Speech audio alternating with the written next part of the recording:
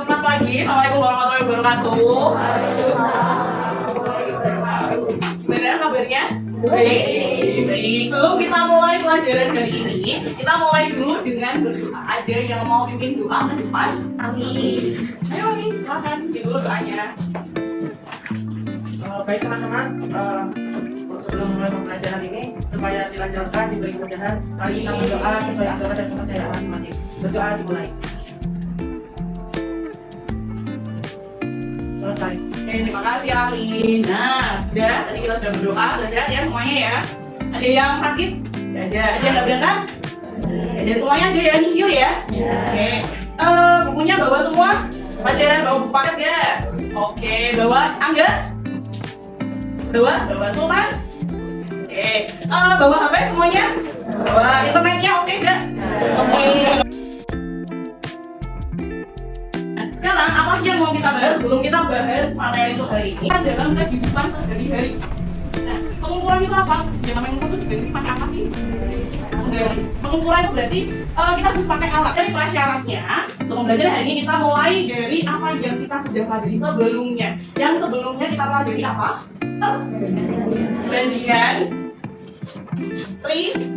trigono. Ketika kita punya ada sebuah segitiga, segitiga itu adalah segitiga siku-siku. Berarti cirinya apa? Ada sudut 90 derajat di sini. Betul ya? Anggaplah kita punya di sini adalah A, B, dan juga C. Benar? Kalau kita mau mencari yang namanya perbandingan trigonometri pada segitiga siku-siku, kita butuh apa? Kita butuh ada mencari yang namanya panjang sisi yang miring, terus apa Maimunah? Depan dan juga samping. Nah, yang siku-siku, sisi miringnya yang mana? Ini adalah sebagai sisi miring. Nah, kalau mau mencari sisi yang depan sama samping itu berarti gimana? Gimana Karin? Harus ada sudut-sudut yang mana? Misalkan kita punya ada sudut alfa itu di sebelah sini, di C. Berarti sisi yang depan itu yang mana? AB ini adalah sisi depan, terus yang samping adalah AC. Manda paham? Bener? Nah dari sini kita udah ketemu depan, sisi samping sama sisi miring. Kalau misal kita cari sin alfa, cos alfa sama tan alfa bisa? Bisa. Coba kalau sin alfa itu sama dengan apa? Bisa? Sin alfa itu adalah perbandingan dari sisi yang depan, kita singkat pakai D ya, per sisi yang miring. Berarti kita singkat pakai ini. Kalau cos alfa itu sama dengan apa Nino? Samping per, yang kenceng no, biar semuanya bisa dengar. Samping per miring. Kalau tan alfa itu adalah sisi yang depan per sisi yang samping. Perbandingannya ya kita punya ini. Benar? Sampai sini paham untuk ini?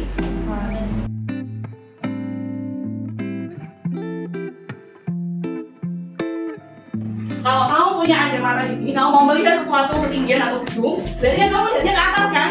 Ketika melihat ke atas, berarti kita punya ada sudut yang dibentuk dari mata yang normal biasa melihat biasa dengan ketika melihat ke atas. Dan sudut yang dibentuk ini itu adalah sudut alfa. Kalau di sini tulisannya ini sebagai sudut elevasi. Ya, kita mulai pretest. Pretest itu silahkan dibuka di Google Classroom-nya kalian masing-masing.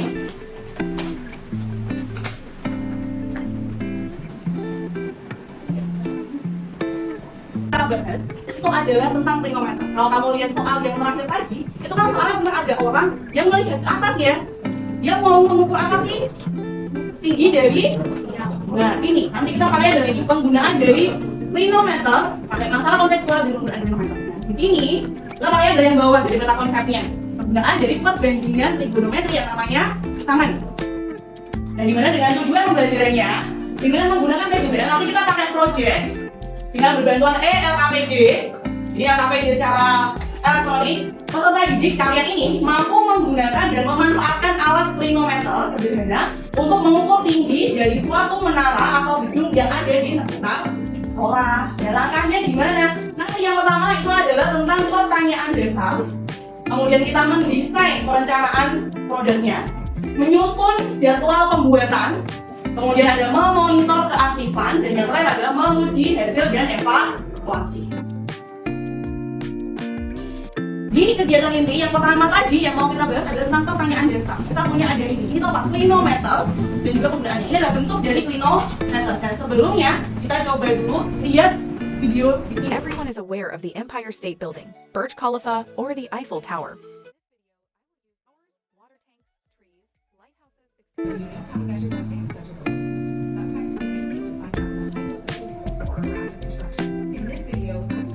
Yang ada 7 kelompok, di mana yang absen pertama yang di sini itu adalah ketua kelompoknya ya.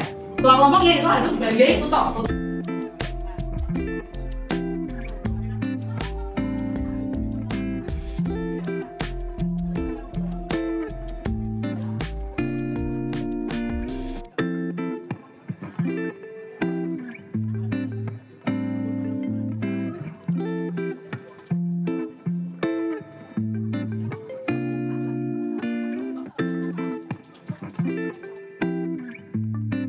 Terus yang berikutnya kalian juga bisa nanti buka ini bahan ajar, linknya ada di mana? Di sini kalian juga bisa buka di Google Classroom-nya kalian masing-masing ya. Di bagian materi udah putih bagikan kemarin.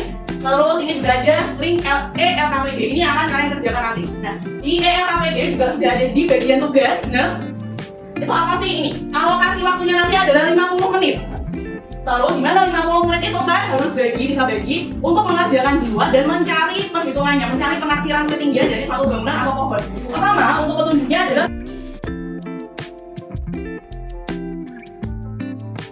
nah, terus baru sekarang kita mulai keluar.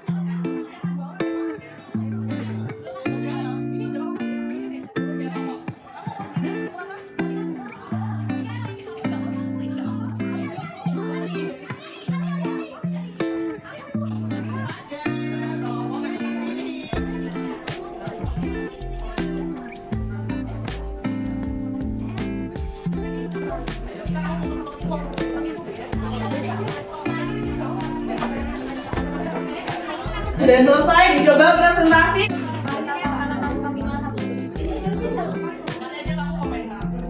Dengan tinggi orang yang menangani itu adalah berbeda-beda, sehingga pastinya juga berbeda-beda.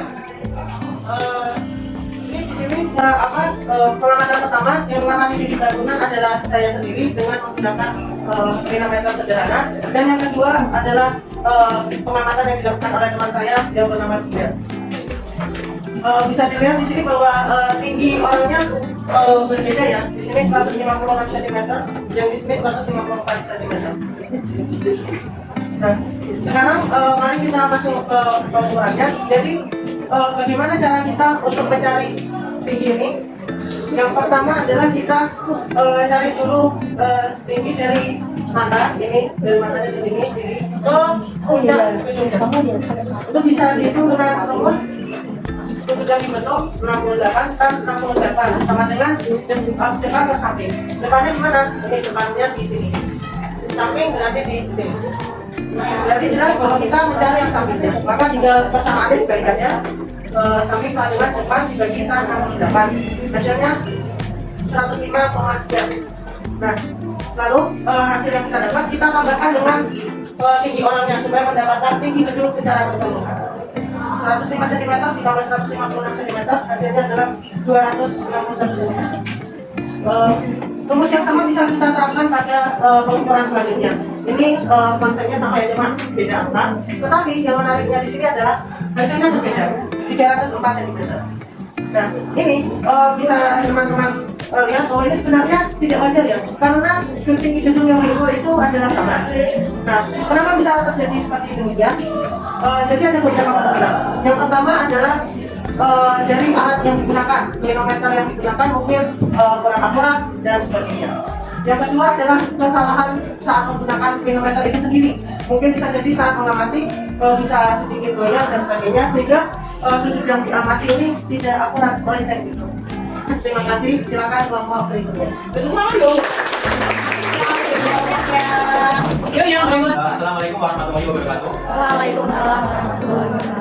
Selamat siang semuanya. Perkenalkan, ini kami dari kelompok 1. Jadi kita mengukur dari tinggi tiang bendera. Yang pertama yang kita lakukan adalah menggunakan kilometer, yaitu dari mata sini ke sini. Nah, berdasarkan dari pengukuran kami menggunakan jarak 5 meter dari tiang ke pengamat. Lalu kemudian kami mencari sudut elevasi, yaitu 60 derajat menggunakan kilometer yang dilakukan oleh pengamatannya dapat Anda. Di sini kami menggunakan rumus tan 63 sama dengan depan kali samping. Tan 60 derajat kita ketahui sama dengan 1,96. Lalu 1,96 sama dengan depan kali samping kita tetap luas, jadi 1,96 sama dengan 5 samping. Lalu sampingnya kita ketahui sama dengan 2,55 meter. Nah, di sini kita ketahui maka dari tinggi mata pengamat sampai ke puncak yang bendera tingginya adalah 2,55 meter. Lalu kita dari tinggi pengamat dari tanah sampai ke mata dan kita ukur hasilnya ada 148 cm. Kemudian kita udah meter jadi 1,48. Ada perbedaan di antara ukuran mendalaman dan saya lakukan, yaitu ada selisih beberapa sentimeter memang. Mungkin bisa sama seperti hal senyali, bisa karena kilometernya kurang akurat atau memang salah dari pengamat. Dari dua kelompok, hasil penafsirannya itu sama nggak sih? Beda. Kenapa berbeda? Banyak alasannya ya. Itu wajar nggak? Itu nggak wajar. Kenapa? Karena ketika kita mau mengukur tinggi, harusnya kan sama kan? Kalau dia nggak sama berarti ada yang salah, ada errornya. Nah, errornya gimana? Banyak hal yang bisa jadi error. Yang pertama itu adalah dari pengukuran klinometernya. Dan kita juga pakainya itu bukan klinometer yang alat, tapi klinometer sederhana. Masing-masing banyak errornya. Jangan kalau salah itu nggak apa-apa. Jadi salah nanti kamu bisa memperbaiki. Jadi akhirnya kita ke depannya semakin lebih baik lagi. Kesimpulan, kira-kira kesimpulan pembelajaran hari ini yang sudah kita bahas itu apa? Mengukur sebuah bangunan Mengukur sebuah bangunan menggunakan klinometer. Nanti seperti biasa dikerjainnya individu, jangan lupa ya harus percaya sama kemampuannya kalian sendiri.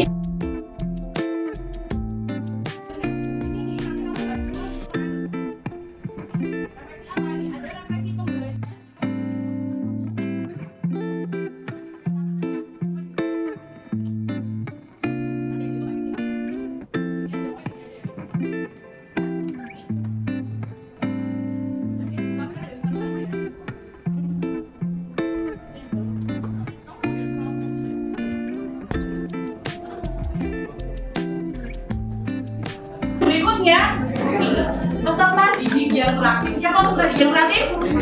Kalian semuanya itu hari ini aktif banget, semangat banget ya, tepuk tangan dong buat kalian.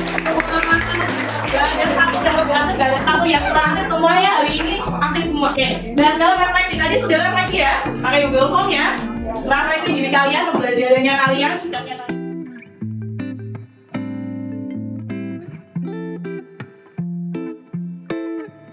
Seperti biasa, ketika kita sudah pembelajaran pasti harus ada penugasan kan? Penugasannya apa? Seperti biasa lagi, kita buka di Google Classroom-nya nanti. Dan untuk pertemuan selanjutnya, setelah tadi kita itu udah nyoba pakai klinometer percobaan. Besok kita coba untuk permasalahan kontekstual yang ada hubungannya dengan trigonometri. Tapi sebelum gue tutup pembelajaran ini, ada yang mau pimpin doa penutup? Baik teman-teman, kita menutup pembelajaran pada hari ini. Mari kita berdoa sesuai agama dan kepercayaan masing-masing. Berdoa mulai.